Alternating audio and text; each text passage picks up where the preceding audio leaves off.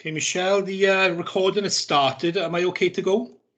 Yes, we are now. Lovely. I would like to remind everyone of some of the instructions included in the remote meeting protocol. Everyone will be muted, and if you're asked to speak, you unmute yourself, speak and mute yourself again when you are finished. If you have a question, press the virtual hand on the screen and the chair will invite you to speak, one person at a time. Please do not begin speaking until the chair invites you in. If you have a comment to make, you should only raise the symbol of a hand when the chair asks for comments, and again, you will be invited to speak one person at a time. If for any reason a member has cause to leave the meeting, then they must indicate this to the chair before leaving. Please raise your hand or send a message to the online chat. Okay, it's gone 4:15. Can I please ask all officers and guests to turn off their cameras? You should turn on your camera and microphone when you speak, but please turn them back off again afterwards. Recording has started, so we go into the meeting. Prynawn da, croeso I cyfarfod, diolch I chi gyd am ddod.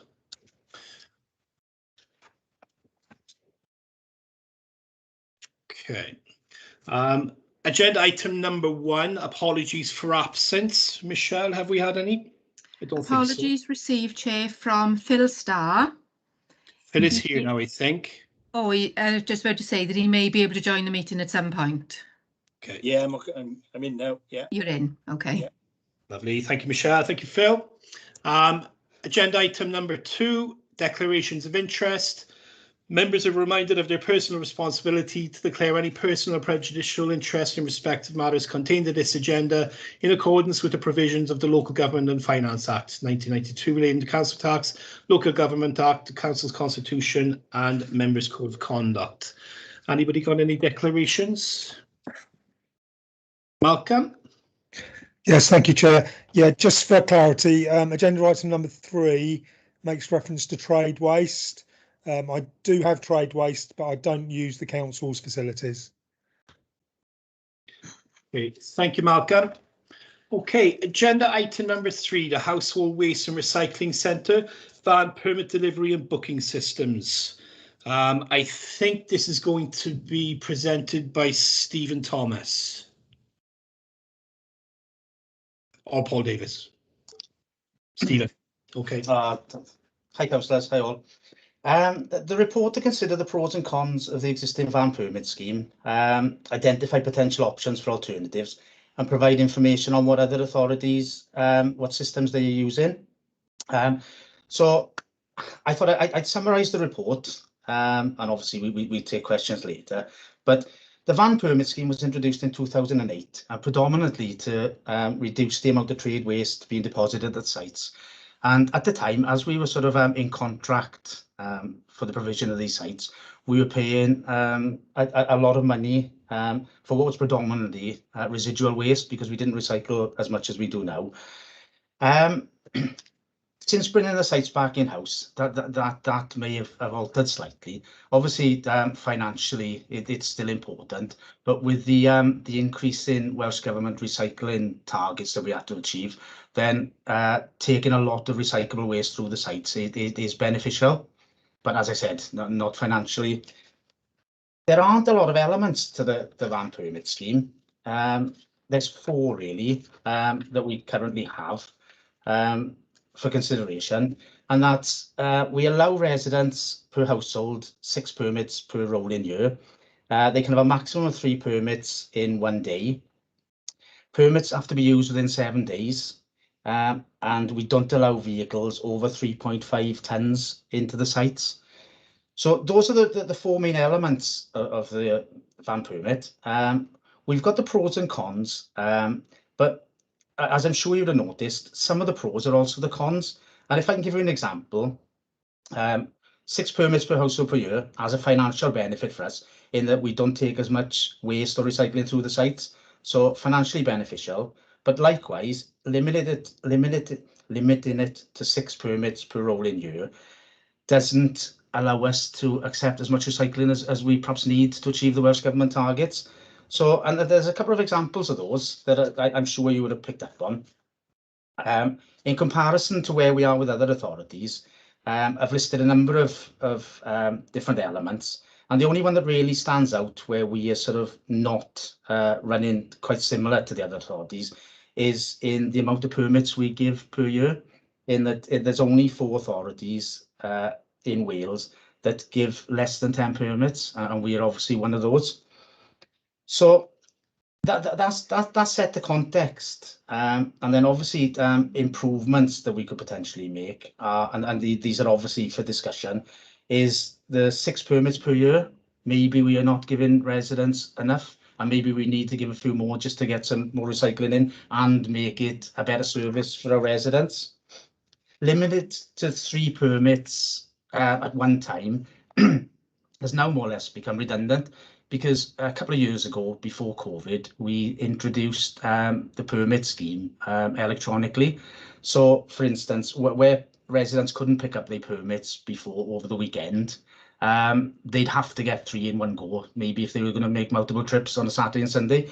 Well, that's no longer the case really for most people, in that you can order a permit now and a few minutes later order another one. So that may not be, that there's no benefits to the authority in that really that we can think of. And using the permits within 7 days, that probably had no effect at any time anyway. And we probably fell in line when we introduced the van permit scheme back in 2008 with other authorities. But there aren't any other authorities that really have this restriction on them. So it's something to consider. And the last one then is vehicles over 3.5 tonnes. We'd like to keep that in place, as it tends to be traders using this size vehicles, flatbed vehicles. You don't get many residents that actually own these, and the amount of materials that can be put on one of these vehicles is considerable. It could be a quarter, third of a skip in one trip really. So that one may be something that we'd like to keep in place, but the others are happy to sort of discuss, investigate, whatever we need to do really. So that's all from me, thanks. Lovely, thank you, Stephen. Right, we're going to go on to questions. Let me just bring up. Okay, first I've got Clive, and then I've got Malcolm. Thank you, Chair. Can I ask a question on page 6 under paragraph 5, headed "Where are we now?" It says in there, in 2019, to improve the application process and have more control of distribution of permits, record the types of waste taken to the sites, it was decided to provide an online service. To allow residents that did not have access to the online system, paper permits are available at the Civic Centre. COVID restrictions resulted in the closure of the Civic Centre from March 2020 to date, have made that option unavailable.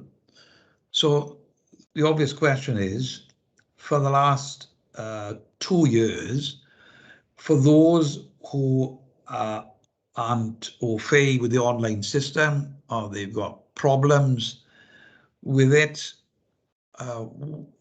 if somebody makes a phone call, why can't a form be sent out to them? It seems as if no one, apart from those who are able to operate the online system, anybody outside that can't make an application. Yes, it was very difficult through COVID, Councillor. As you can appreciate, the council buildings were all closed. A lot of businesses were closed, so there was no real outlet for us to distribute these from. However, what we did do is when we received these requests via telephone, they were allowed to sort of book their permit at the site. So they were advised to attend the site office, where the site supervisor or manager would allow them a permit on the site. So the permanent manager at each site would be notified there's been an application by telephone, and they would know who it is. Is that right? Yes. I mean, would they have proof? Has the person got to give proof that they are who they are? They do. As with any permit application, we do ask for proof of residency, the vehicle registration, the vehicle type. So this will be provided at the site as opposed to an online form. So you've experienced no problem in that area then, about people not wanting to fill in a form? It works. we had taken a number of complaints. However, when we explained what they could do and just turn up at the site, and then we'd allow permission to use that that permit. They were fine. We didn't experience any sort of backlash over that. Okay. My other question is on page 8 and paragraph 7. What we need to do next. You've got in the first dot there, when you're talking about the 6 permits per year, the last sentence reads, the recommendation would be to keep a restriction in place, but increase the amount permitted per household stroke year. And the next one down, again, refers to limiting the access to 3 permits at one time, has no impact on the service delivery for residents. The recommendation would be that once the permit has been applied for, then permits can be used at sites users' discretion. So there are 2 recommendations in there. I don't understand why the recommendations weren't in under the actual item on page 6 under recommendations. So are you saying, Steve, if we all accept this report and what's in there after questions, that it automatically mean that the recommendations you make under 7.1, the 2 top dots there, will be implemented? Well, it's a recommendation from us, and we've discussed this in waste management and with Judith. And I think we're all in agreement that these 2 areas of the permit scheme are basically redundant. So it was basically putting in there, seeing, gauging your feedback as well.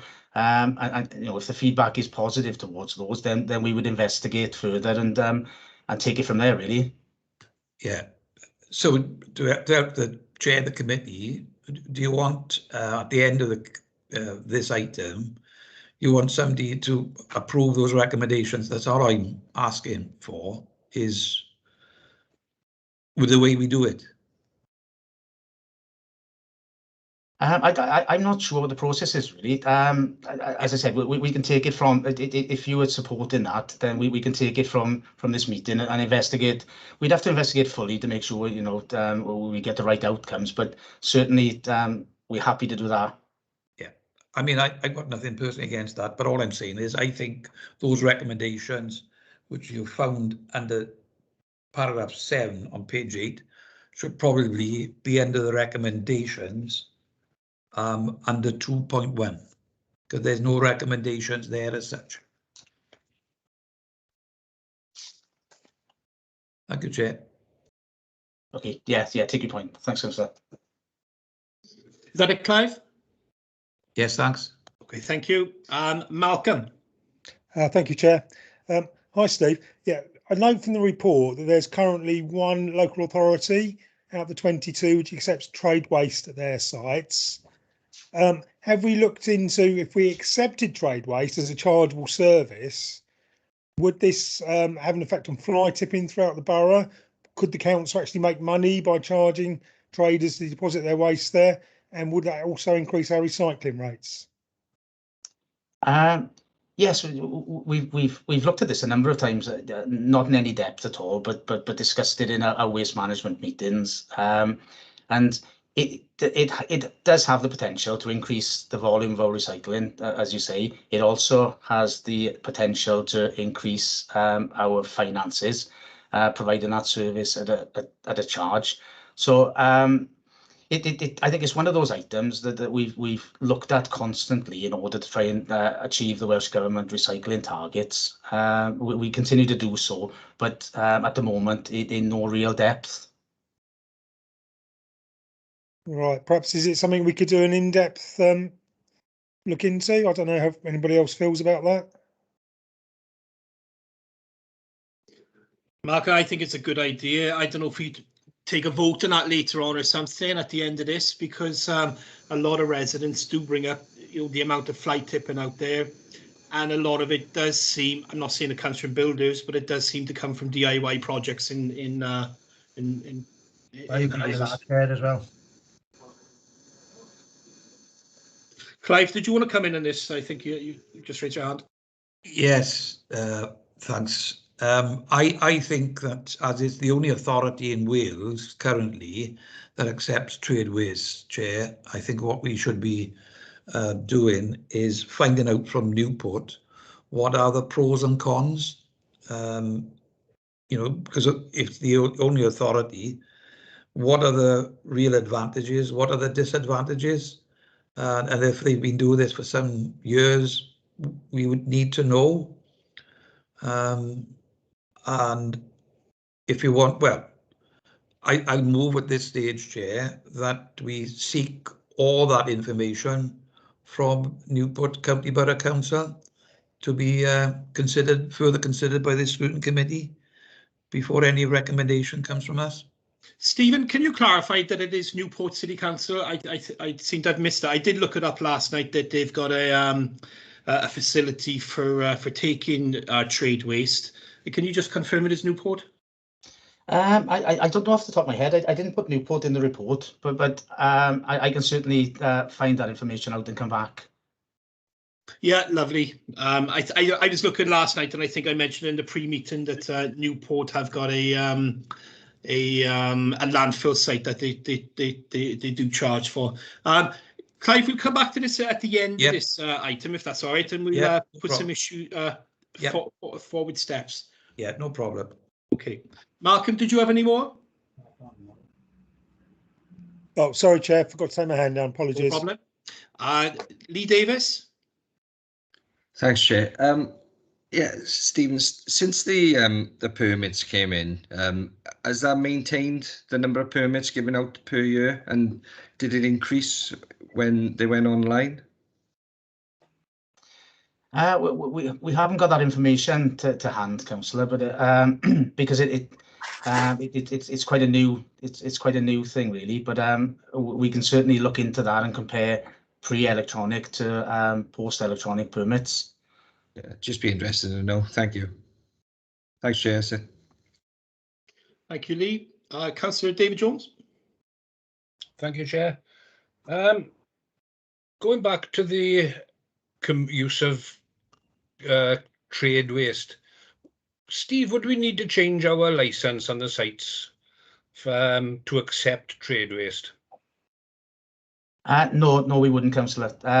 Since we've taken the sites over in 2018, we had to get new bespoke permits, and as part of the permit application, we increased the volume that we could accept at the site, and we included trade waste on there to sort of future-proof it, basically, for the discussion we're having now.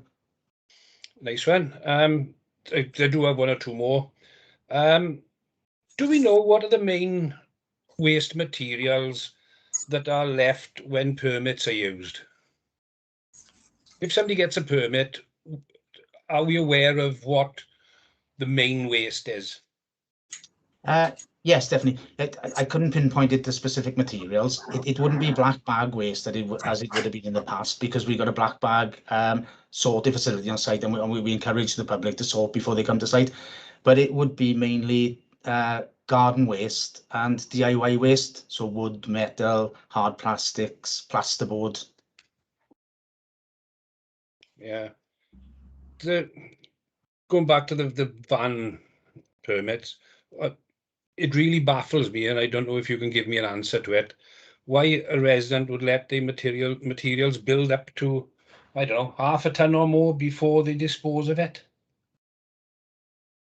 I don't know the answer to that, but we do experience that. We also experience people coming through the site in vans with curbside materials, some already contained within the collection containers. I don't know the answer. Yeah, it's just, I don't know, just find it strange, but there you go. Thank you, Chair. Thank you, David. Any other councillors or members got any questions?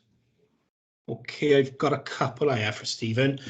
Stephen, in regards to 5.7, and it's the first, second, third, fourth, the fifth and sixth bullet points, you've got the no authorities accept trade waste except for one who provide the service at a charge. Can you come back to us and let us know which local authority that is, if possible? And also, The next one, for authorities, it's just in regards to the number of permits given out to different local authorities, given out at local authorities. Can you come back and let us know which authorities give which numbers? Because it would be interesting to see if there's anything to get out of these, to look at these and then look at the figures for fly tipping and see if there is something in that. Maybe there's a correlation between different results. If you could come back to us at some stage with that. Yes, definitely. Okay, Malcolm has asked about the possibility of commercial. 2 seconds now. I'm just going through my notes. Right, in 7.1, the first bullet point, the recommendation will be to give a restriction in place, to keep a restriction in place, but increase the amount permitted per household. I missed kind of what Lee asked, but do we know how many residents currently reach the maximum of 6 permits per year? Is this something you can find out? It's something I can find out. Yes, we'd have an electronic record of that. Okay. Bear with me now. I think that's all my questions. Thank you, Stephen. Has anyone got any comments? Yeah, I got one. Okay, Phil. It's just a potential confusion in 7.1. To relate back to what Councillor Clive Jones started off with, the 4th bullet point down uses the phrase "once the electronic permit has been applied for." Now, given the other bullet points and the rest of the document, that word "electronic" would appear there to be a bit superfluous, because everything else in that document refers to permits. That's the only bullet point that refers to electronic permits specifically. So that could cause some confusion, because presumably that 4th bullet point would read just as effectively if the word electronic was missing or was taken away. Okay, yeah, I understand that. Lovely, Phil. I've just got a comment as well. It's in regards to right, 5.7, and it's the 4th bullet point down, and it's vehicles that are not accepted at the HWRCs for 9 authorities are box vans, long wheelbase vehicles, and vehicles over 3.5 ton and flatbed lorries. Can I just ask if you could look at, Stephen, because I know there was an issue last week, which was sorted out, fantastic. When a resident goes on to book a permit, it doesn't actually say on that part of the site what vehicles they can't have. And I know the person had a box van. And to be honest, it doesn't really say it anywhere. Even at the bottom of the page, when you go into find your nearest household waste and recycling, it doesn't mention box vans. It just mentions lorries or vehicles over 3.5 tons will not be allowed to use the site. Now, box vans, I've had a look on a local hire company, Hire Me, and their box vans are 3.5 tons. So I think that probably means that they could go in. Yes. But it's not really clear. Even on the bottom of the page that gives the information, there's got a PDF, your guide to Merthyr Tydfil's household waste recycling centres. It's not really clear either on there. It says vehicles with a tail lift and vehicles over 3.5 tons. So it's I just wondering if you could update that as well. And also, I don't believe we do free paint scheme anymore, do we? Yes, we do. We stopped taking paint for recycling a number of years ago. It was becoming sort of unmanageable, but we have an obligation to our residents to accept paint. So what we advise is that if they can reuse it, or use up the last bits in the tin, then do so. But we still got the reuse facility at the Dowlais and Aberfan site where people can deposit they paint. And other residents who may need some paint can collect it from. the confusion might lie in that we had to suspend this during COVID, because obviously people touching paintings, dropping them off. If somebody came an hour later and picked up that painting, there was a risk of transmission. So the service is still there, but COVID have sort of skewed it a little bit. Okay, so people are allowed to leave paint cans they haven't finished. Oh, that's great. Great to know. Yeah. Okay. Phil starred? No. Okay. Phil, did you want to come back in? Yeah. Okay. No, Clive, I think you've just raised your hand. Yes, thanks. Well, it's the point I made earlier on as to whether we are accepting the 2 recommendations under the first 2 dots under 7.1. Yeah. Clive, do you want to do that in the in agenda item number 6, with committee forward work programme, or agenda item number 7, scrutiny, referrals, feedback and follow-up actions? Probably be a follow-up action, I think. Yeah, I mean, I wasn't trying to be difficult or anything. No. I mean, the officers making 2 recommendations. All I was trying to point out is they've obviously discussed this and felt the recommendation should be made. And it, on this report, it should have come under, in my opinion, shouldn't have come under 2.1, which is part of the recommendations. I agree with you. Actually, I do agree with you. I was going to ask a question. I know we've gone off questions now, but Stephen, as part of what Clive just brought up now, to consider a report and possible improvements to the current service, is it possible that we could get residents more involved in this as well? Because to be honest, there's always a gripe about the HWRCs. It doesn't go a week, to be honest, where someone has moaned. So maybe when you're taking when you're looking at what we need to do next and the items there, if you could get the public more involved, would be great. That's just a recommendation definitely. Well. Okay. Right. So as Clive said, to consider the report and possible improvements to the current service. Is everyone in agreement that? Chair, yes. I mean, I don't disagree with the recommendations. And accept the point you've made as well about finding out a bit more from the public in that respect. Okay. I'll move it if it's.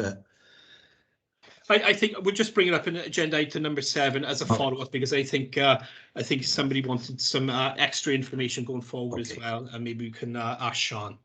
Yeah. Okay. Okay. Lovely. Thank you, Clive. Stephen, thank you very much for that. For your questions, answering the questions. And presenting the report. Okay, we're going to go on to agenda item number 4. It's the update on carbon and energy management facility activities, and I think Ian Goldsworthy is going to give a brief outline of the report, and then we'll go on to questions. Yeah, thanks very much. Afternoon, all. So yeah, if I just proceed with a quick introduction.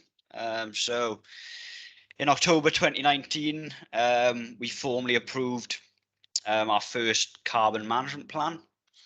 The plan outlined the council's aspirational strategy to reduce carbon emissions from its buildings by 15% by 2025. We've been working hard, specifically the energy team, towards implementing the different elements of the plan.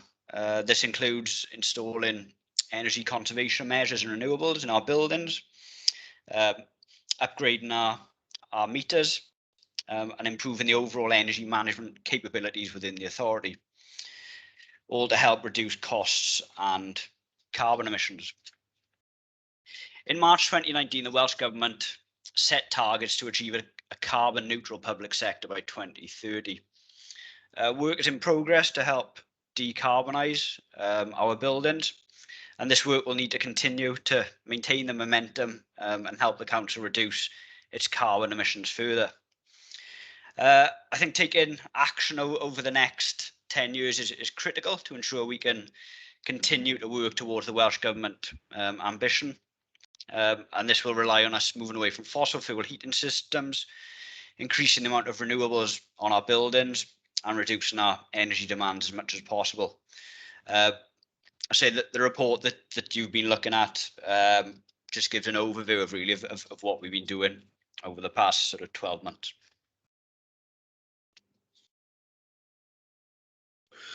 Lovely, thank you, Ian. We'll go on to questions, and Clive. Yes, thank you, Chair. I have a number of questions. If I may, I'll start on page 12. And the first one is under 5.3.2. You state there, Ian, the refit project is costing £1,093,000 and would save 136,250 tonnes of carbon per annum with a payback of 8 years. Could you tell me how far we are in the payback years? Are we still in year 1 or we're in year 2?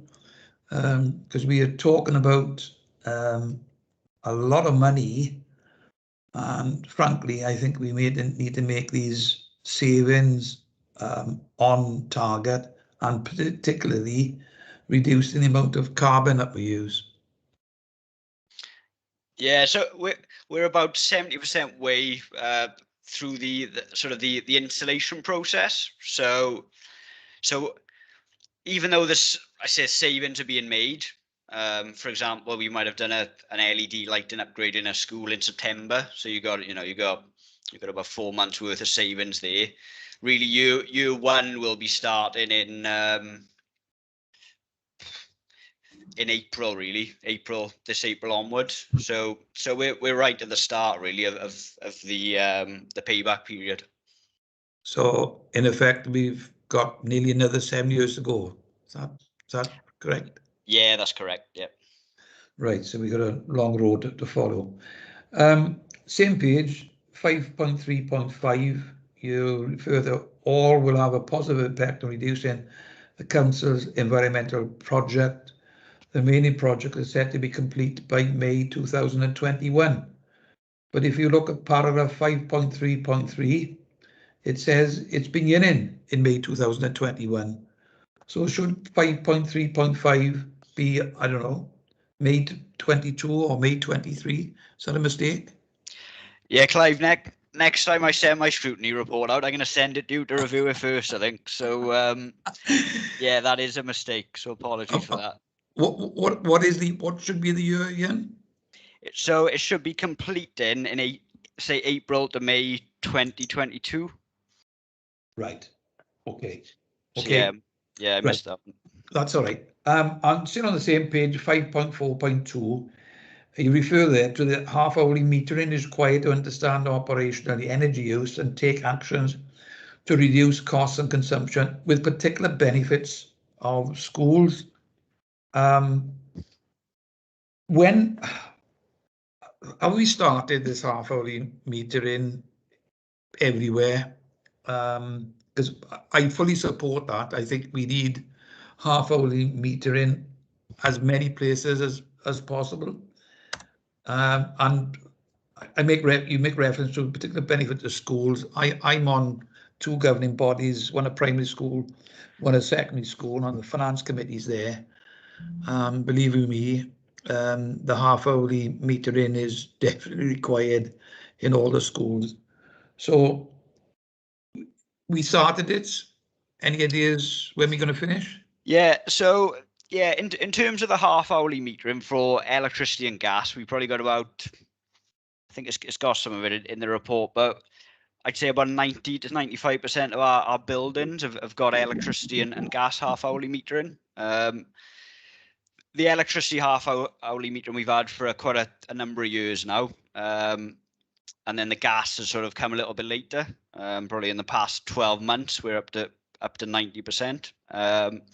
So yeah, as you said, the half-hourly data is sort of invaluable because we can analyze it and then we can intervene and speak to schools to let them know that you're using twice as much electricity on the weekends this year as you did 2 years ago. But I said what we do find is having the time to, if you can imagine now, we've got we've got thousands and thousands of bits of data coming through now. We've never had so much data, which is brilliant, but it's just we need a bit more time to look at it. So I say what we are doing, we want schools to take a bit of control over their energy use as well, and start using the data. So within the report, it does mention about the web portal rollout as well. So the energy officers have been visiting the schools and giving the schools passwords, so they can actually look at their data. They can check from a financial point of view. Are they in line with their budgets? They can use it as part of the curriculum with the kids. We want to get the kids involved in this as well. So yeah, I think we're nearly there in terms of the metering. We just need to get the schools to take a bit more ownership of their data and use it. So that's really the next thing. Or well, I suppose we're in the middle of it, but that's what we need to focus on going forward. Yeah. Can I make one suggestion? I know you're up to your eyeballs every day with all this data, but it might be an idea if the chairs of the governing bodies, well, chairs and the chairs of the finance committees have perhaps dropped an email to all of them about that, to ensure that these checks are, if they've got the half-hourly meters, they should be utilize them all the time. Yeah, definitely. Yeah, I've thought about the chairs of the governors on a couple of occasions, because sometimes you get a head teacher that's really into the data and is really managing their budgets well, where some of the heads are just the other side of the scale. So yeah, I think that's a really good idea. Yeah, All the chairs and the chairs of the finance committees, because the finance committee chairs would be interested in that aspect, I can tell you. Thank you for that. On page 13, 5.4.4, it says the energy team are also assisting the Leisure Trust in upgrading their electric, gas and water meters to smart /AMR. I'm glad to see that's happening, and I'll just give an example which I've raised with the Leisure Trust, only nothing has happened. In Cyfarthfa Park, which is in my ward, there are 6 what I term street lights in the driveway going up, and elsewhere in the park there are 6 lights. The old lights, not LED lights, are on 24 hours a day and have been on not for days, weeks, months, for years. And I brought it to the attention of the chief executive of the Leisure Trust. They said they're going to look at it, but nothing's happened. And at the side of the old town hall, there are lights, the LED lighting, and there's about at least a dozen of them. And the same thing is they're on 24 hours a day, 7 days a week. And they've, again, been on for, I would say, 2 years, I think probably longer. So simple things, I am sure, could be done. And there's an example, it might not be huge amounts, where energy is wasted every second those lights are on.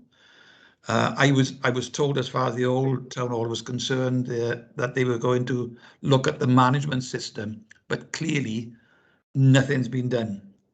So yeah, funnily enough, I know the lights you're on about, and I raised the same issue about 3 weeks ago to the trust.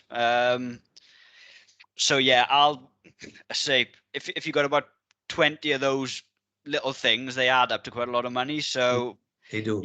Yeah, I'll get some of my team to sort of push that as well, because it's just a waste. Yeah, well, the Leisure Trust, like the local authority, needs to be doing these things to save money.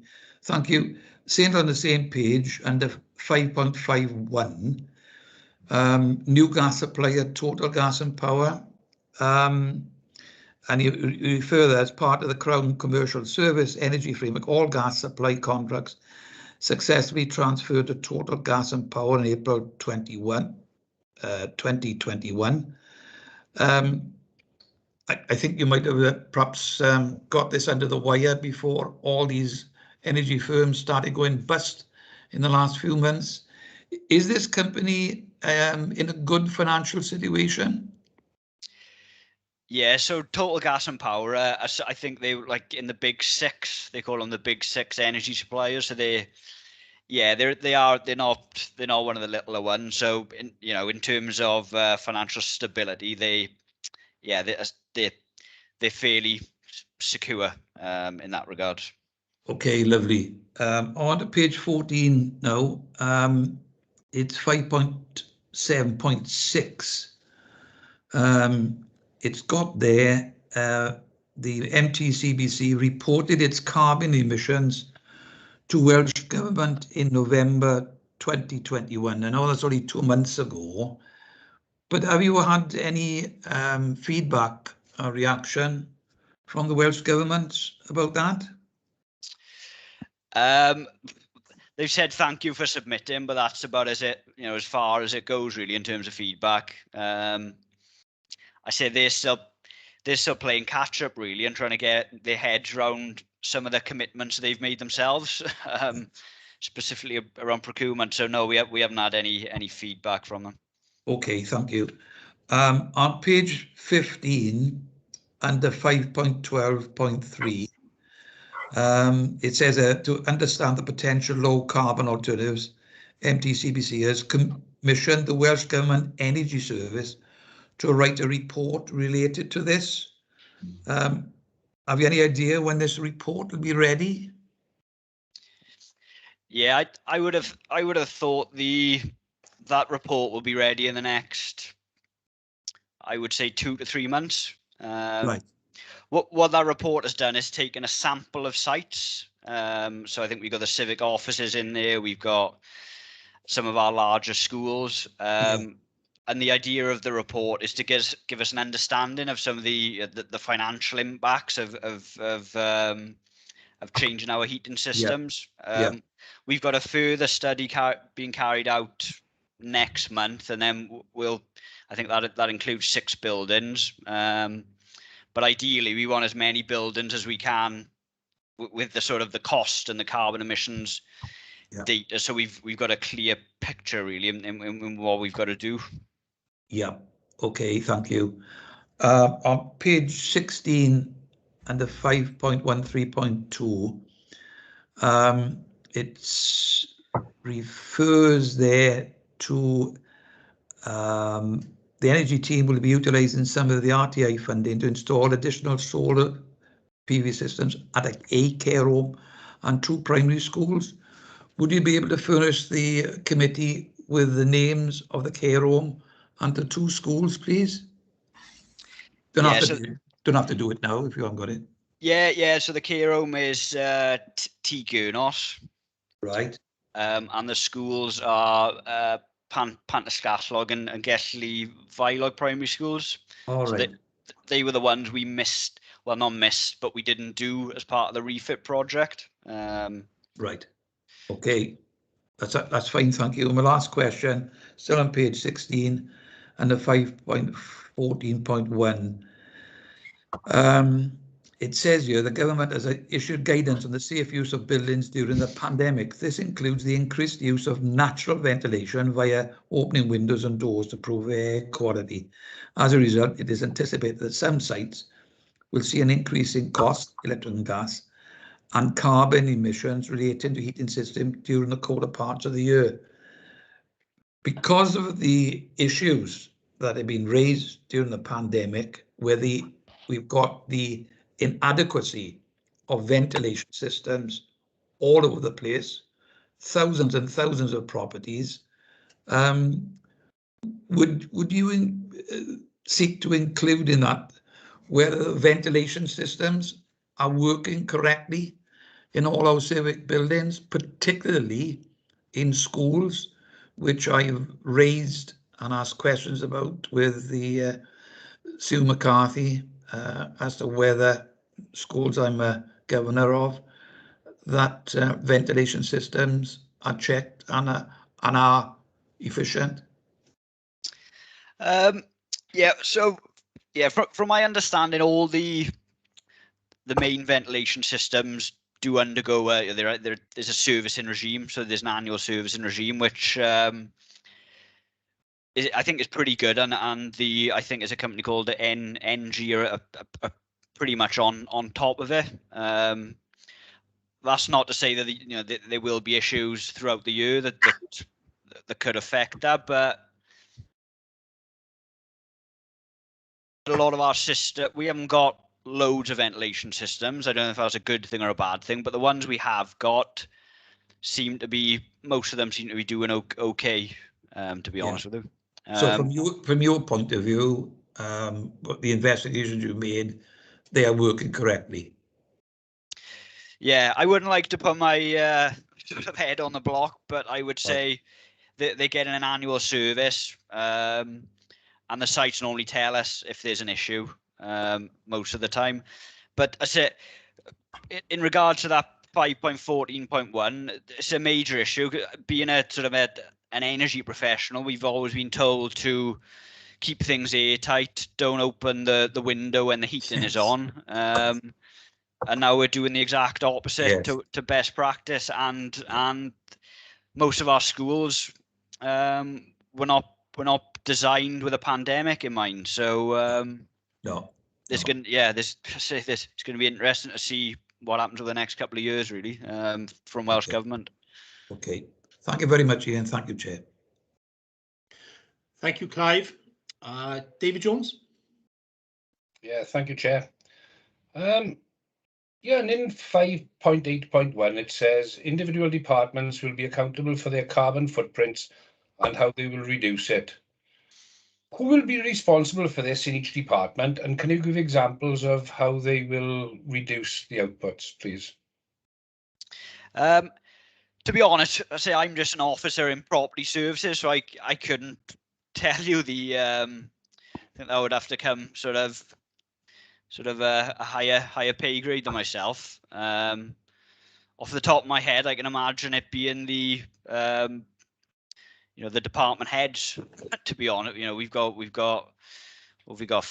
fleet, we've got property services, you've got schools, so I don't know. I couldn't give you the exact names to be honest with you, but I do think that, say I'm just one person, carbon reduction needs to be embedded within the organisation. At the various levels, we all need to play our part in it. So I think Jude's gonna. Do you want to come in here, Jude? Yeah, thanks, Ian. It comes down to governance. Obviously, at the end of the day, it's certainly a corporate responsibility, and it's something that we've been trying to push over the last year to get that corporate awareness and corporate responsibility. So, as you're probably aware, we've got a carbon management board that the chief exec, deputy chief exec, and all directors sit on, and certain key officers are pulled into that. There's also council representation on there as well. And through drilling that down from that kind of senior level down, then that's where we'll get the buy-in and the responsibility. Yeah, thank you for that, Jude. But what sort of level are they expecting the individuals to be working at who will be implementing these changes? Do you mean in terms of what level staff we drill it down into, or who takes responsibility for particular projects? Responsibility, really. Yeah, so as Ian mentioned, in terms of the specific projects, it would be the service heads or managers for those key departments. So, for instance, electric vehicles, fleet, then it would be the transport manager there. Countryside obviously will have a big part to play in this, so it's that kind of level. Will they be getting any special training? But it's such a diverse field that the training could go on forever, I suppose. Yeah, exactly. And Ian will tell you, we're learning things every week, every month on this kind of topic, because it's new to everybody. What we're in the process of doing is rolling out carbon literacy training. So Cabinet and CMT had training last November, SLT are due, so the senior leadership team are due to be trained now in April. And then it'll cascade through other parts of the authority then, so that those managers with responsibility will have adequate training to understand what's required of them. Training that's relative to the field, yeah? Or will it be one big training session? It's tailored to the particular audience. So as I said, it was a different type of training for Cabinet CMT, slightly different to what SLT will get. And then there'll be more kind of niche groups that are more specific, is tailored to their particular needs then. Lovely, thank you for that. That answers my question. I've got another couple. In 582, is there a cost to working with GEP Environmental?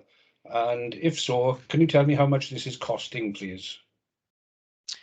Yeah, I think we've paid them 20,000. Seems very reasonable.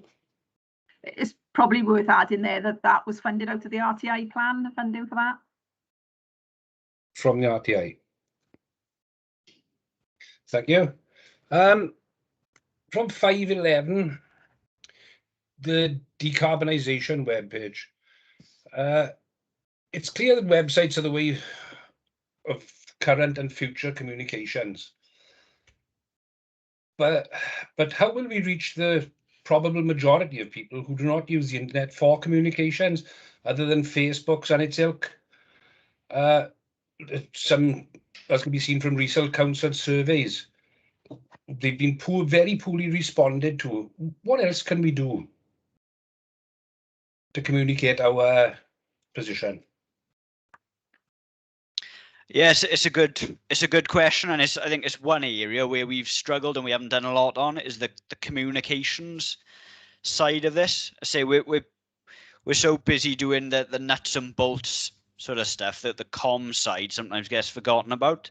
So we're trying to do a bit more on the easier things such as the decarb web page and social media. But yeah, what do you do with people that aren't on the internet? I'm not too sure. I think something we need to look at, because we probably do. We need a bit of a sort of a communications plan, I think.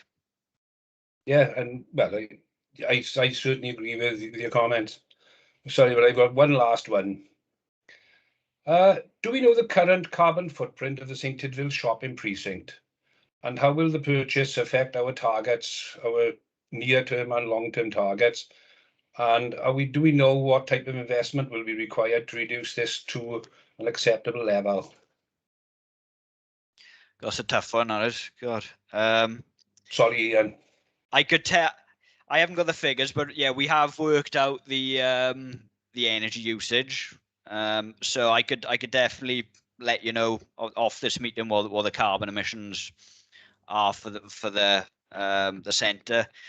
And I say it's something I brought up probably a month or two ago, that it is going to have a bit of an impact on our carbon emissions, because it's a fairly sizable building, and there's lots of improvement works that need to be done on it.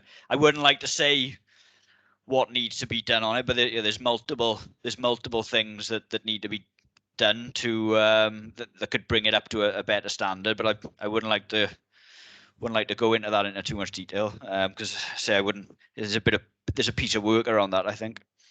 Yeah, I think this is a very large piece of work. I actually walked around into the whole of the centre last week and spotted many things that were that probably needed to be improved, but also the fact that it's more open.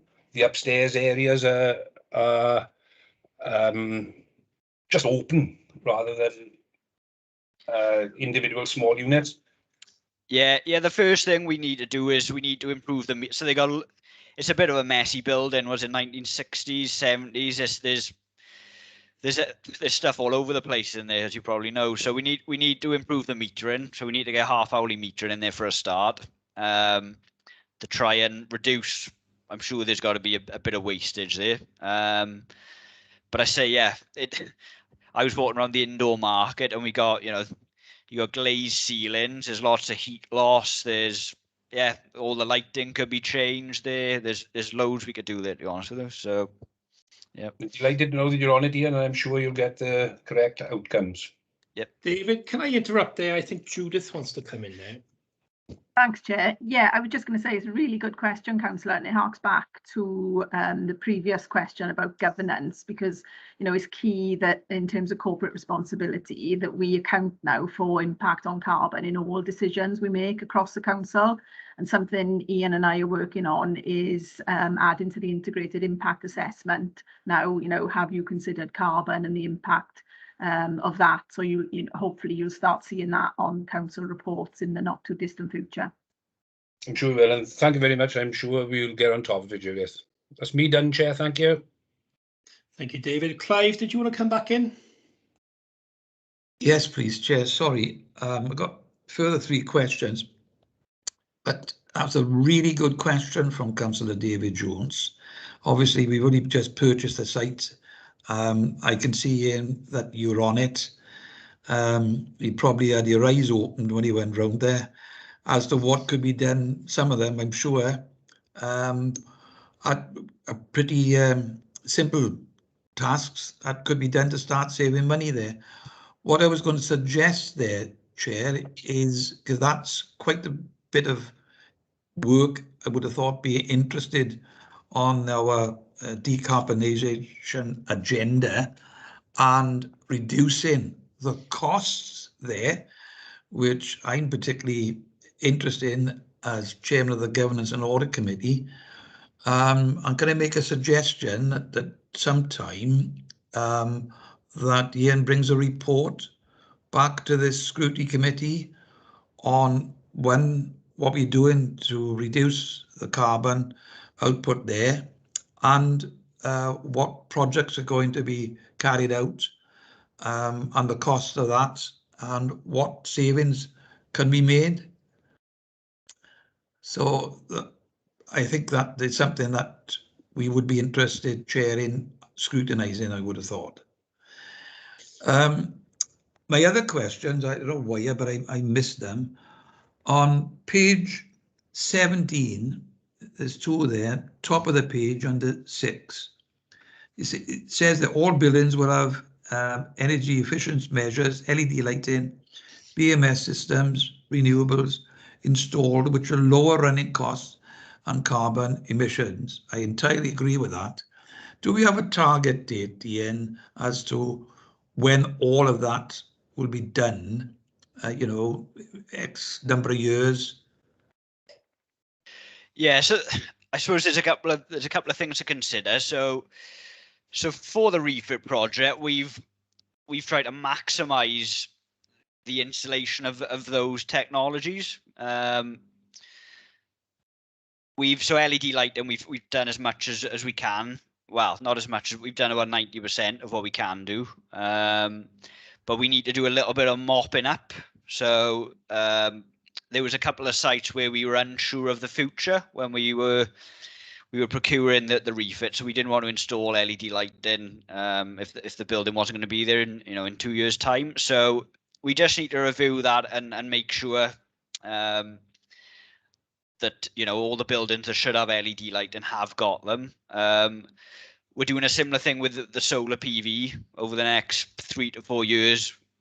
We need to try and get or be in a position where as many of our buildings have the solar PV. We are getting there. But then the other side then is our new builds. So we've got Penedray, which is a refurb. We've got the 21st Century School program. So as part of the new build, we'll have those energy efficiency measures installed as part of the construction program.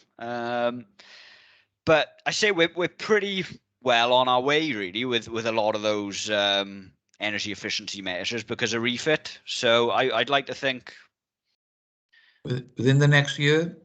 Yeah, I say it's all dependent. For example, Bishop Headley might not have LED lighting because we don't know what's happening with it. But within the next 2 to 3 years, I'd hope we're trying to max.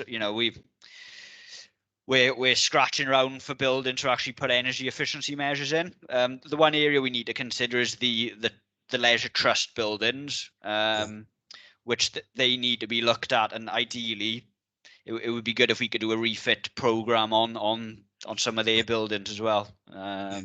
Yeah, great. Which they haven't done, I presume, so far.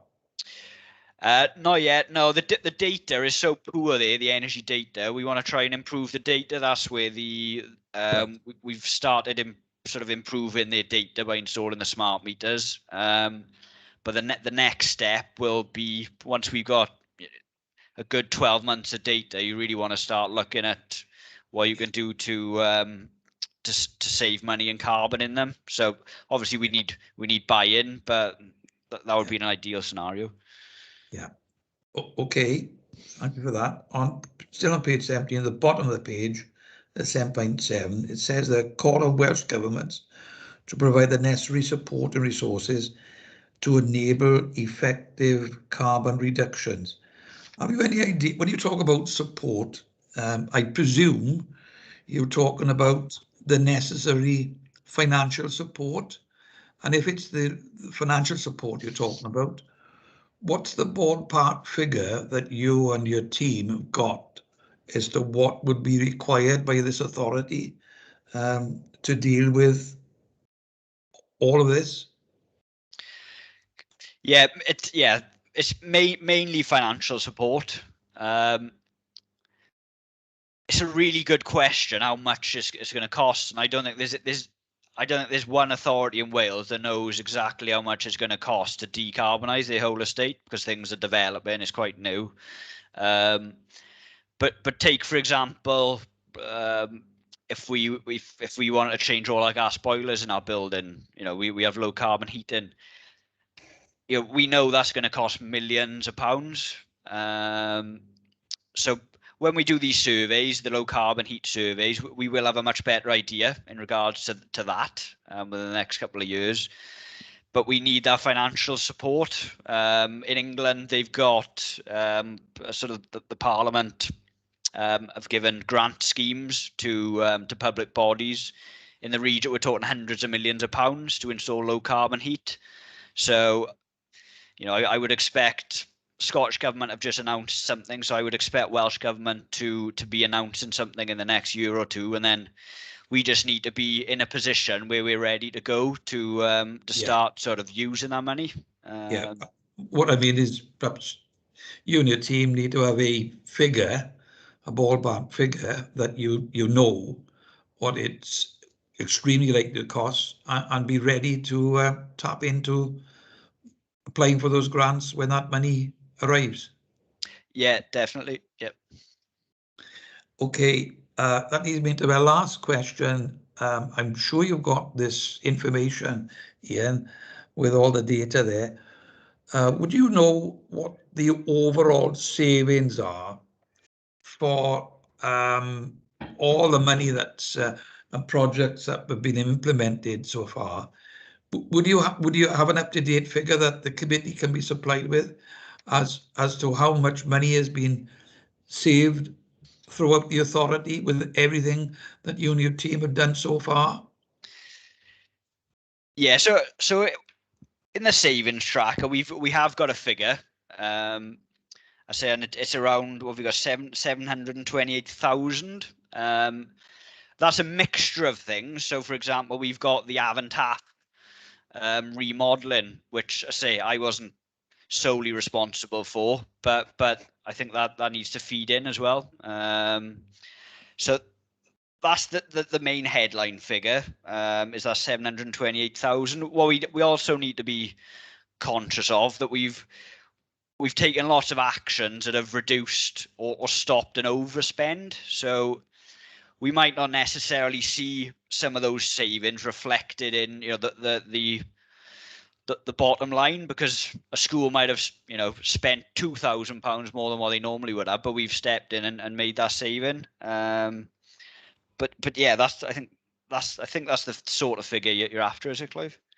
Yes, indeed. Well, that gives the committee a good idea, 780,000. But I'm aware that from the first week that you took up your job, that there were simple things that you would advise in schools, etc., to do, which started saving money straight away. And obviously, that's a difficult figure to collate, but I take the point that you've made. Thank you, Chair. Thank you, Clive. Lee? Yeah, thanks, Chair. We all know that price increases have shot through the roof lately. Are the price increases within what we are budgeted for? So I'm not 100% sure what we've budgeted for, because actually probably finance will be able to give you a good indication of that. But in terms of price increases, I think we forecast a 13% increase this year. So I wouldn't say that next financial year.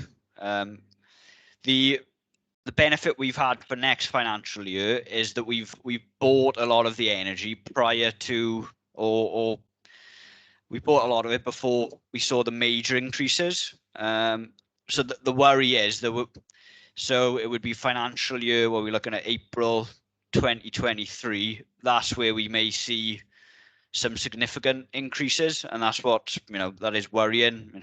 As your household bills are on about doubling, aren't they? So we are keeping an eye on it, but we don't know exactly how much it's going to increase in April 2023. So yeah. Okay, thank you. Thanks, Ian. Thank you, Lee. Any other members? Ian, I've just got a couple for you. It's going back to Clive's point, to be honest. And in 5.15, the savings tracker, you've given a cumulative total of how much has been saved. But I do know that a couple of years ago, when the news came out that an energy officer was going to be employed by the council, you know, it was cross-party agreement. That's, you know, fantastic idea, not just because of the reducing carbon emissions, which I think is, you know, we have to do, but also about the money saved. So just, I'm wondering, I know you've got a lot to do already, but I'm just wondering, going forward, maybe every 12 months or so, I don't know if I'll be here, the members, but I think it would be important, I think, to give members an update on how much has been saved yearly. You know, the work you've done, even down to, you know, changing the automatics where the lights go off and then come on when someone passes by, and, you know, all that sort of stuff. I think it's just important for people to know how much we've saved yearly. I know it's asking a lot for you from you, but if that could be done, that would be great. And then I've got a little question. It's 5.4.3. 60 of the 73 of the council's gas meters are now smart meters. There's no cost benefit to installing the remaining 13. Why is that? So the main reason is that, like, the gas usage is so low in some of those sites that the monthly charge for the smart gas meter can be more than the actual the cost of the gas usage. So yeah, it doesn't make a lot of sense then. Okay, lovely. Cheers, Ian. And then the point above it, then, it was 95% of the council's electric meters are now smart meters. Will you be doing the other 5%, or is it the same, or is it a case that it wouldn't be cost effective? Yeah, it's a mixture. It's mainly wouldn't be cost effective. I think it was about £130 a year. A cost of a smart AMR. Some of the sites, I don't know, there might be a handful that are using so little. It just doesn't make any sense. And then there are a couple that to upgrade the meter, you need some I wouldn't call it major electrical works, but there's some higher costs attached to it. So we just need to understand some of those costs and find budget for that. So yeah. I say, and in regards to your first point, we capture the savings annually. I say without without capturing those savings, you don't get a good understanding of the value of what you're doing. You know, people need to understand the value of the work you're doing, and without capturing those savings, is, you know, it's quite hard. And the same with the refit projects. We'll be monitoring them over the next couple of years, and reporting on, you know, on the savings. So I think that's really important for us going forward. Okay, lovely. Thank you, Ian. I've got no more question. Oh, Clive. Sorry, it's just a general one, Chair. How often, because we've had these reports, which are very interesting from Ian, how often do we expect these to come before us? Because there's lots of information and more data all the time for us to scrutinise.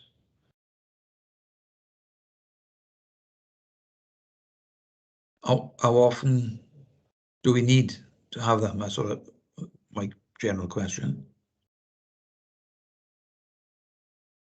I can comment on that. I mean, we can bring them as often as you like, Councillor, really, but I'm sure Ian will tell you that obviously obtaining the data, you know, for it to be meaningful, can only be obtained every so often. So yeah, Ian will be able to advise on whether or not more frequent than annually, whether there would be any meaningful data. I'm not sure. Well, for example, would it be beneficial to this scrutiny committee in the future to have these reports every 6 months? Would the data allow that, Ian? I suppose it all depends what we've got going on, really. Like I don't know, the net zero plan, which we'll hopefully have in a few months. Should we be having a scrutiny once we've had a chance to digest that, and, you know, and sort of put a sort of a forward plan together? So I say I'm more than happy having it once a year, but I know you guys probably want it more than that, so I'm not sure. I don't know. Well, I could possibly suggest that we have kind of the data, the more data intense report annually, but we could bring, you know, on a 6 monthly basis, kind of an update in terms of the work that we're doing. So like Ian's mentioned, the net zero plan, we're obviously doing a project, on behaviour change in relation to carbon management. So we could bring a report 6 monthly on those kind of things. Yeah, I mean, for example, the very good question that Councillor David Jones made about the shopping precinct centre, you know, I have no doubt that we've seen right from day one there, savings can be made quite a lot, I would have thought, has been identified by the great work that Ian and his team are doing. And I'm sure members of this particular scrutiny committee would want to know how far we got with that and what the plans are. Clive, anything else? That's all. Thank you, Chair. I think we can bring that up under agenda item number 7, okay. Scrutiny referrals feedback, and just make it a recommendation maybe for the new chair when he comes in May to maybe put this on his forward work programme. Yeah, it's fine. Okay. Ian, thank you very much for presenting the report, answering the questions, and thank you to Judith as well for answering the questions. Can I make a comment, Chair, before they go? Oh yeah, sorry. I think that the report is very interesting. I know it takes time to get these figures and put them together, but I'd just like to say that I think that since Ian's been appointed and his small team there, they are doing very important work on reducing the amount of carbon that we expend, and more important as well is reducing costs to the authority, because once we've found a problem and we know what to do, that saving is made continuously from there on in most cases, and that's the important aspect of it. We are climbing up a steep mountain, and I think we are doing quite well, very well so far. Thank you, Chair. Thank you, Clive. Anybody else got any comments? No? Okay. Thank you very much, Ian. Yeah, thanks a lot. Okay. and we shall go on to agenda item number 5, which is the Merthyr Tydfil Nature Recovery Action Plan Annual Review 2021 and Grass Cutting Update. And I think it'll be Matt Davis. Yes, hello, good afternoon all. So by way of introduction then, the Environment Wales Act came into force in 2016. Section 6 of the Act places a duty on public authorities to maintain and enhance biodiversity wherever possible within the proper exercise of their functions and to promote the resilience of ecosystems. Public authorities are also required by Welsh Government to prepare and publish a plan showing how this Section 6 duty would be fulfilled. In response to this, the Merthyr Tydfil Nature Recovery Action Plan was formally adopted by Council in January 2020, and the action plan sets out measures planned and undertaken by Merthyr Tydfil Council to comply with this Section 6 duty. And built into the action plan document is a requirement for annual reviews and updates. The first annual review was compiled for 2020, and today we're looking at the second annual review for 2021, which is submitted as a background paper to this report. Each local authority department has been asked to contribute to the overall action plan. Certain departments are naturally geared up for delivering biodiversity benefits and others aren't, but despite this can still make contributions. So for example, the Parks Department, in conjunction with the Countryside team, deliver biodiversity benefits throughout the borough through their normal day-to-day activities. For example, from planting schemes to managing the parks, and also the introduction of a range of biodiversity areas throughout the borough. There are now 14 of those sites in total. We hope that further sites can be identified and managed in this way to further increase biodiversity across the borough. And then, of course, you've got at the other end of the spectrum of departments, for example, like legal, and so obviously they aren't able to undertake anything practical and directly linked to the environment on the ground. But despite this, they are still able to contribute with more sort of desk-based approach by sending out emails to staff and councillors reminding everyone of our legal duty under Section 6 of the Act. So, well, obviously, although not all departments can go out planting trees and doing that sort of on-the-ground stuff, there are other things that can be done. In general, I'm pleased with the progress that's been made and obviously keen that this continues into the future. Thanks. Lovely. Thank you, Marth. Okay. Okay, we're going to questions from members. Malcolm. Yeah, thanks, Chair. Yeah, just a couple of quick ones. I know one of the 14 areas you've got down is Trelewis Junction. I'm not actually sure where that is. Can you confirm where that is for me? Is Rob Barnett? Yeah, he's probably a better place to describe where it is exactly. I can revert to Rob. Yeah, this is one of the 10 minor sites, Malcolm, Yeah, I assume. Yeah. I think that's on the isn't it on the junction where the it goes under the bridge and comes out by Trelewis, where the Millennium Park is? I think it's in that area. Oh, right. What round by the War Memorial? Yes. Right. Okay. I was just a bit concerned. So when it said Trelewis Junction, that we weren't talking about the junction with Getclig Air Road and that little island there, because obviously that is somewhere that does need cutting because of the vision display. So I just wanted to make sure it wasn't that particular area.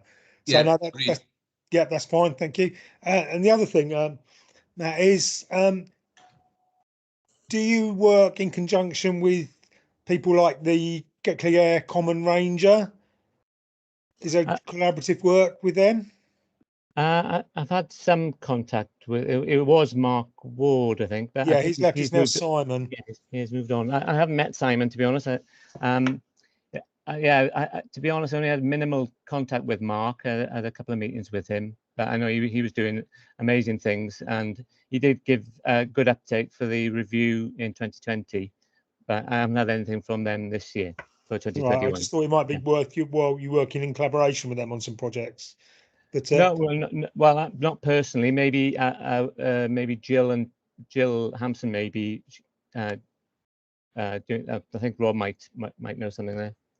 Yeah, we attended, just to give you an update, Mr. Colburn. We attended the meeting last week on the Common, which is a regular, I think it's monthly meeting now.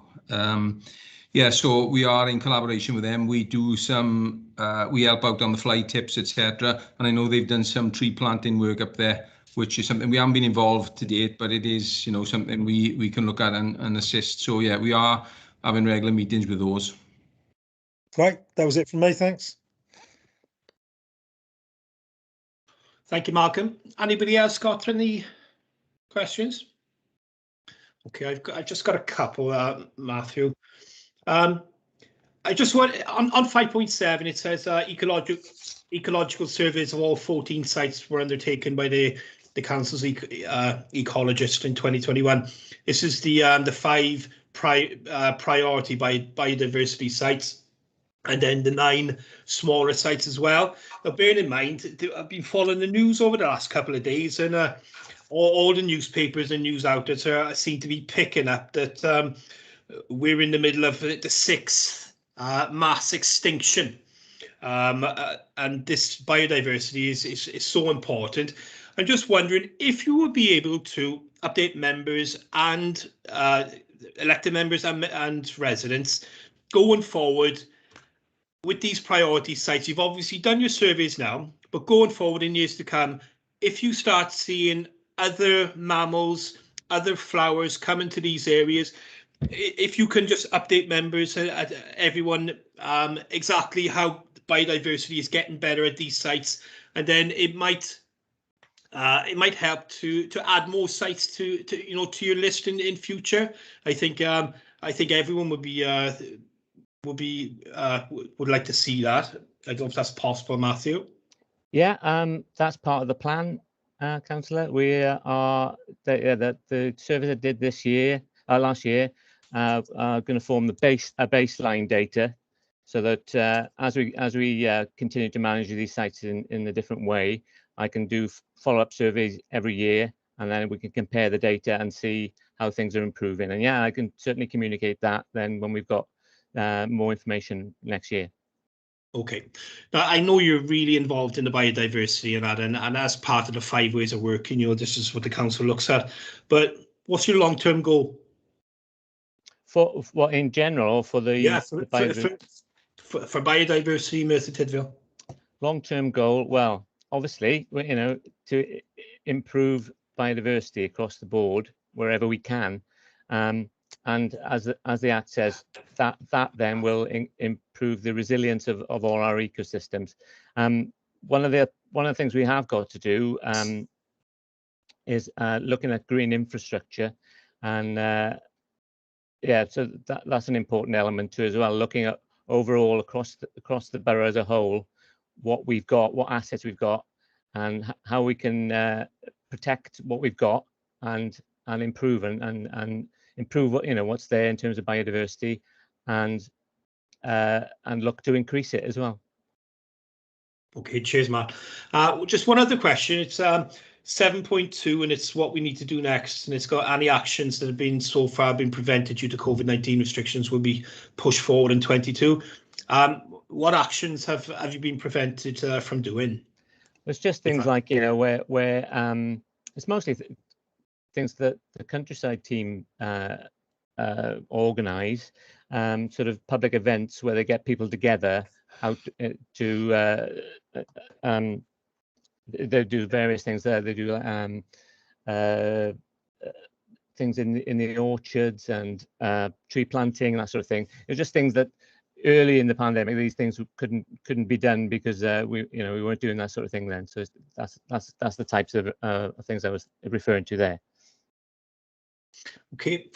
When I was reading the appendix, and it mentions some of the mammals that are being seen in Merthyr Tydfil, say over the last 20 years. Yeah.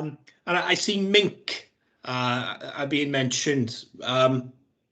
Where have they come from? How long they've been here? And I think they're quite an invasive species. Yeah, well, they're everywhere, all over the country, really, Councillor. I mean, as you say, they're invasive species, and it's one of those things that it's very hard. There's no sort of mass sort of measures in place to try and get rid of these things, but yeah, they are there, and they're like I say, as I say, they're it's not just Merthyr. They're all over. Okay. Another question is from the appendix. I see some of the work that you've done before in 2017. I just want to know if this is your work or one of the other teams, and how would you go about getting more residents involved? And it's 2017 House Martin boxes installed on a new home front scheme in Treharris, that sort of thing. How do we get is it you that we contact for ideas and getting residents more involved in it? I started in 2019, councillor, so that was before my time, but I think that was Jill Hampson was involved in that. She has talked about that scheme, so yeah. Okay. So it'll be Tom Bramley and Gillian Hampson we'd get in contact for that. Okay, lovely. Cheers, Mark. Okay. Right, question, David Jones. Thank you, Chair. Hi, Matt. Hiya. This legislation has been introduced, I believe, since the LDP was approved. How do I ask this question? Is there a conflict between the two, where sometimes land that is allocated for housing or commercial use has been left for many, many years, only to be allocated for either of those, and you then take nature out of that area again? Does that not seem like a contradiction? Sorry, I don't mean to put you personally on the spot. No, yeah, of course. Yeah. I'm not trying to do that. Yeah, I think it's a good question, and that is the inherent dilemma with development and biodiversity, in that the Act says to maintain and enhance biodiversity, but as you say, if you're developing a site, by its very nature, obviously you're going to be destroying some of that habitat. But then you have to. What happens is that that area is surveyed to see ecologically, to see what species are there and what would be lost, and then measures are put in place then to mitigate the loss and compensate and hopefully enhance other areas. If the biodiversity is poor, then maybe there's another area on that site that you can improve. So yeah, no, there's an inherent dilemma and conflict between those two things, and it's a difficult one, that. Yeah, very difficult. Thank you for the answer, Matt. Yeah, okay. It's me done, Chair. Thank you. Lovely, thank you, David. Any other members got questions? Comments? Malcolm, I think you had a great comment in the pre-meeting. Okay. Yeah, thanks, Chair. Yeah, I was just going to say thanks to Rob and his team. Over the last few years, there's been a marked improvement in the grass cutting regime. I've had fewer complaints this year than any other year previously, so it looks like we're getting it right, and we're striking a good balance now between keeping the grass cut and looking out for the biodiversity. Now we've had the opportunity to explain this to residents as well over the last couple of years. Quite a few of them have come on board with this now, and they understand where the council are coming from. But as I said, this year I've had maybe 2 or 3 complaints about the grass cutting, whereas in previous years it's been 2 or 3 a day. So thanks very much for that. Okay, Robert. Yeah, thanks, Councillor Colbrand. Yeah, just to make a comment on that. Yes, I think as far as complaints and member satisfaction levels, we did a good job last year. We have asked for some additional resources going into the beginning of this season for obvious reasons. However, the biodiversity is a moving target, and although that's what we've done to date with the 10 small sites and the 6 additional sites, I think ultimately we will have to try to change the perception of the public, because our roadside verges and areas which we are now cutting on a regular basis, at some time we're going to have to revisit those and educate that we have more wildflower areas and less grass cutting. It is a balance, but I think we need to take the extra steps in the years going forward to prioritise biodiversity over amenity grass cutting. Okay, thank you, Robert. Any other members got comments? And Jeremy? Yeah, I agree with you, Rob. There, we got to look at the future, and we got to have more biodiversity areas. And I think the way we do it is some of the areas we can do it in the middle and cut around the outside. So we got a patch of land, say it's 1/2 acre. You plant in the middle or cut around the edges, so you got that sparkle in the middle, if you know what I mean. And then you save an area's grass cutting. You also got biodiversity. So I agree with Rob on that. Yeah, yes, I agree with that, Councillor. We did try that on a borough-wide basis a couple of years ago. However, because of public perception, I don't think they were ready for it at the time. I think we had to take a back step and return somewhat to where we were with the grass cutting. So it is a balance, and it's going to be a gradual step. I think people's perception over time will realise that, you know, it's not just unkept grass. It is biodiversity, and even the grasses. You know, people expect wildflower areas to look, you know, a massive colour. That's not always the case. Even grasses, they produce flowers, and that is, you know, essential for biodiversity. So there's a long way to go on the public perception. I think over the next few years, I think that'll be a difficult job, but something we'll have to approach.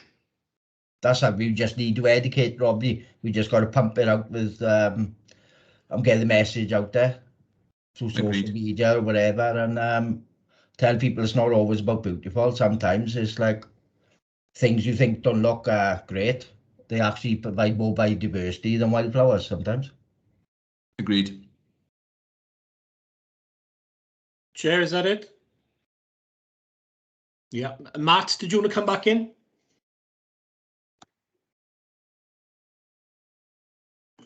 Matt, you're on mute, I'm afraid. Sorry, yeah. Sorry.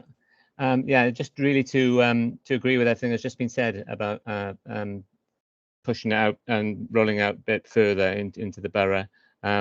Hopefully the biodiversity areas we've targeted so far, we've put information boards up on the 5 larger sites, and yeah, it is all about getting residents sort of a bit more education about why they're there and why it's needed, and you know, hopefully more people will get on board, and we can roll it out a bit further then around the borough. Lovely, cheers, Matt. I've just got a quick comment, and it's down along the lines of what Malcolm said. And to be honest, it's for Robert, Judith, Matt, you know, everyone that works in the parks departments, the biodiversity team, the work you've done over the last couple of years, especially, is fantastic. The way you've liaised with councillors, had the meetings with councillors, and asked their opinions on their priority areas for grass being cut and what areas can be set aside for biodiversity. Just like to thank you for that, and for working with members on that, and the work you've done. Fantastic. Thank you, Councillor. Okay. Agreed. Okay. Right, Matthew, thank you very much for presenting the reports, and thank you for answering questions on with Robert as well. Thank you very much. Thanks, Councillor. Okay. Agenda item number 6 is the forward work programme. Right, I think we discussed in the pre-meeting that one of the reports is due for April. We'd like to see it come forward. Bear with me now. We'd like to see it come forward to the 14th of March, because it's quite close to the election, just in case people can't make it, and that's the fleet management. So I'm wondering if Sean, you could ask Judith if there's a possibility that report can be brought forward, so it's not missed out. I think members have said it's quite an important report, and they'd like to see it discussed. Yeah, no problem. And Chair, they've got over 2 months in which to put this report before us, so I wouldn't want to see the excuse that they haven't got enough time, which has happened in the past. You're very unforgiving, Clive. I agree with Clive there. Right. Agenda item. Bear with me now.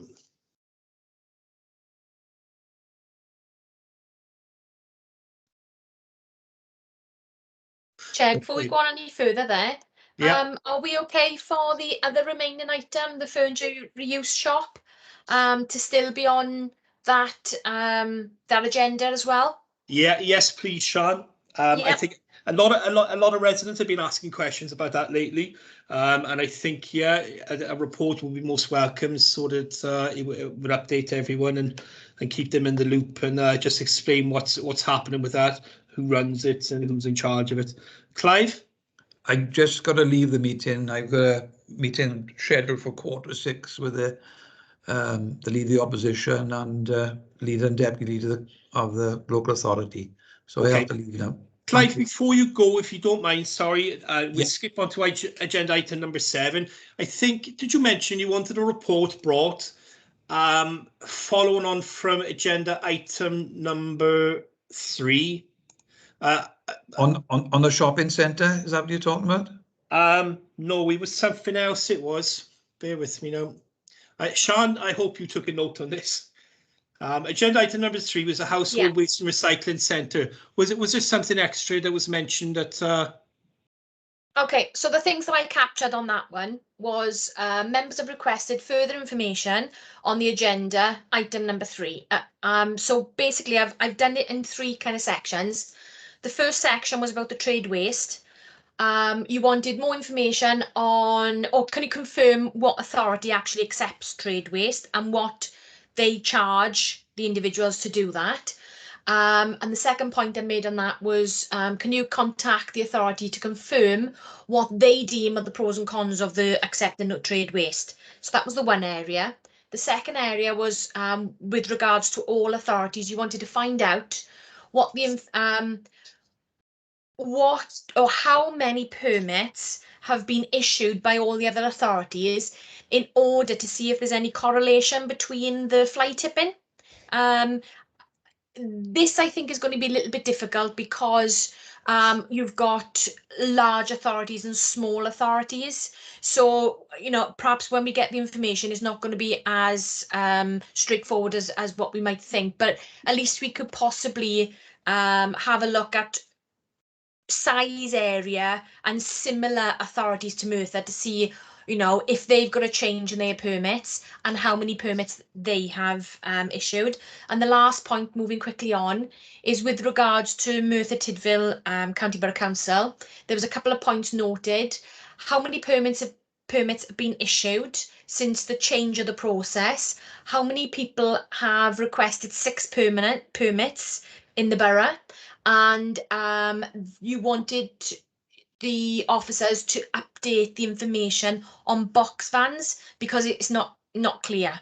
So they're the issues, they're the areas that I've picked up on, and all depending, obviously on discussion of what are able to just be sent to us by email or what's deemed a report in the future. Lovely, thank you, Sean. I thought Clive had actually wanted a specific. Well, 2 things. Number one, we want to, if it is Newport, we want to find out from Newport what the pros and cons are with that trade waste. I'm sure we can get that information.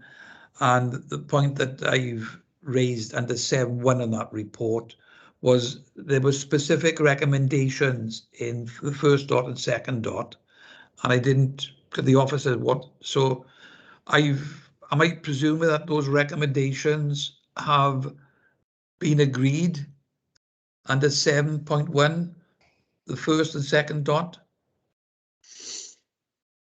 I think it says I think by the questions that people brought up, they were in agreement that things need to change. But I think we did ask that residents be asked as well, you know, for their ideas. Yes. So you know, just to clarify, the recommendations they made, which I still say should be under the actual recommendation in the first place, was accepted in item 1 and 2. Well, first and second dot down there. Yeah, I don't think I disagree. So yeah. Okay. Can I go now, Chair? Yes, I do apologise. Enjoy your meeting with the opposition. Cheers. All the best. Okay. I think there was a couple of other things for referrals. Sean, this is one to put on the list for the next chair if they want to bring it for, if they want to look at it. It's the update on carbon and energy management activities. I think Judith was recommended every 12 months, but obviously it's down to a new chair when they come through. But it's just a recommendation. Maybe they could put it on the list. Yeah, I've got members have requested for consideration for the next forward work programme that an annual savings report be presented to committee with some context and breakdowns of what areas have seen the savings, and a 6-monthly basis report given to update the projects being undertaken. I've noted those down as well. Okay, I think the other thing then is what Councillor David Jones brought up. And Clive was wanted as well, and it's a further report into the shopping precinct, not just the carbon and energy management, but I think this is probably not just for this committee, but I think probably for full council down the line, because I think members and residents will want to know what proposals people are being thought of, you know, to modernise the whole shopping precinct. Now it's been bought by the council, and what are the plans going forward? And I think members will want a big say in that as well, to be honest. But so I don't think that that's something for this committee. Maybe something for full council. I think. That's my opinion. I don't know what anyone else thinks. Yeah, I had the shopping centre information to be forwarded to members as a bit of an action for this one. Okay. I got members required more information on the carbon emissions for the newly acquired shopping centre. At some point, Ian did say he could get that information and send it to you. So I add that down as maybe as an email update at this present, well, you know, in the near future. But as I said, with regards to the future, I noted that on the decarbonisation agenda for future, what are we doing to reduce the carbon footprint in the shopping centre? What savings can be made? And I know there was another question that I need to look back on, because Councillor Clive Jones said 3 questions and I missed the middle question, but I will look back that and get that. Lovely. Just on the, going back to agenda item number 6, it was the forward work programme. I do know that we discussed in the last in the last scrutiny committee about having a report coming about fly tipping. There's a couple of things on that. One, it's not really our doesn't sit under this scrutiny committee anymore. But also that there's a new officer who has just taken over, and that's Melissa Clee, along with I think it's Rob, Rob Thomas, if my memory serves me correct, and he's going to be dealing with fly tipping as well. So I think it would be unfair. 1, it's not really our committee, but 2, it would be unfair, as she only took the position, I think, last week, to expect her to bring a report. And I think she's going to be off as well, Sian, on annual leave. Yeah, that's right. She's so our next committee was due, and we were talking about it in the last committee, in December's committee, so that a report would possibly come on the 14th of March. Exactly what you said there. And Melissa is actually on annual leave, 2 sets of annual leave between middle February and 10th of March, I think it was.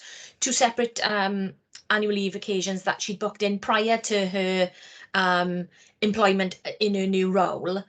So yeah, so one, it wouldn't be feasible because she's not here, and two, as you said, it wouldn't really be fair. She's just getting to grips with the new area and looking to review it, currently anyway.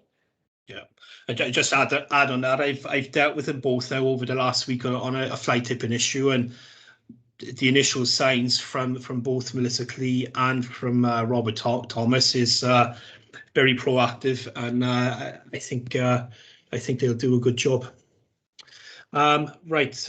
Okay, I think that's all from agenda item number 6 or 7. I don't know if I've forgotten anything else, Sian. No. No, I think we've covered that. Okay. Sorry. Okay. You said I think we covered that. Thank you. Okay. Agenda item number 9, and it's any other business deemed urgent by the chair. I have none. So I formally announce this meeting closed. Thank you very much, everyone. Thank you, Chair. Thank you, Chair. All the best. Yeah.